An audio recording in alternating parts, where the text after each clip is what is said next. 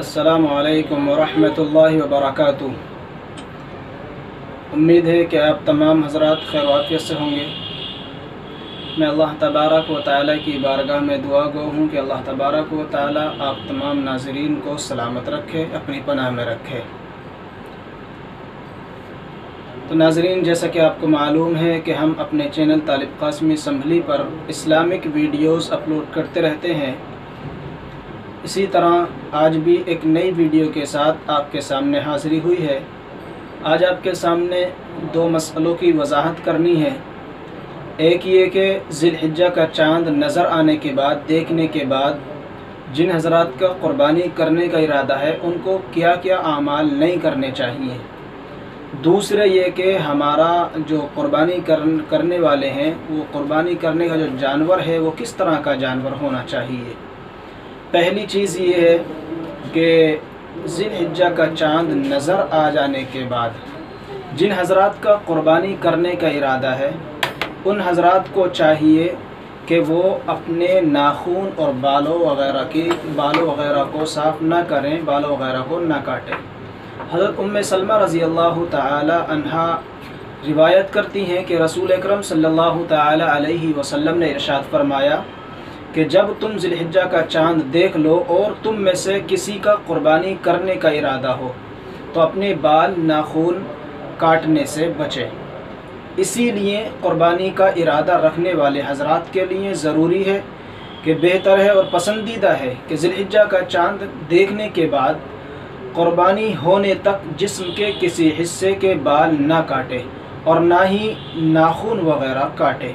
ہاں، اگر قربانی کرنے سے پہلے بال وغیرہ کاٹے ہوئے 40 دن گزر گئے ہوں، قربانی کرنے سے پہلے 40 دن گزر گئے ہوں بال وغیرہ کاٹے ہوئے، ناخن کاٹے ہوئے، تو پھر ناخن کاٹنا اور بال وغیرہ صاف کرنا ضروری ہے 40 دن گزرنے سے پہلے 40 دن اگر ہو گئے ہوں بال کاٹے ہوئے تو پھر اگر قربانی نہ کی ہے اسی درمیان 40 روز مکمل گزر گئے تو پھر اسی وقت میں بال وغیرہ اور ناخن وغیرہ کو کاٹنے ضروری ہیں، کیونکہ حضرت انس رضی اللہ تعالی عنہ نے فرمایا کہ ہمارے لیے مونچھیں صاف کرنا، ناخن کاٹنا، بغل کے بال اکھاڑنا اور ناف کے نیچے کے بالوں کو صاف کرنے کی زیادہ سے زیادہ مدت جو تھی وہ 40 دن مقرر کی گئی تھی۔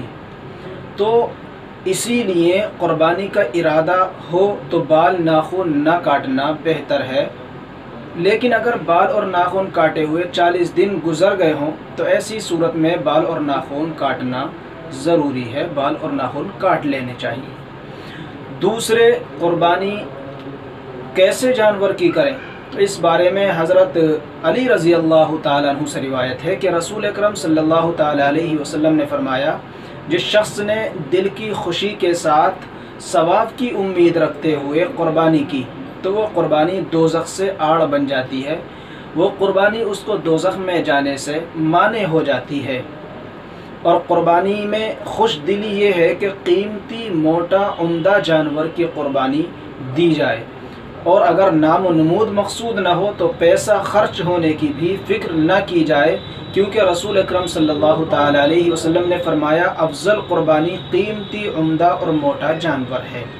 تو اگر نام و نمود مقصود نہ ہو، صرف ثواب کی نیت ہو، ثواب کا ارادہ ہو اور اللہ کی رضا منظور ہو تو پھر بہتر یہ ہے کہ قیمتی سے قیمتی اور موٹا اور عمدہ جانور قربانی میں ذبح کیا جائے۔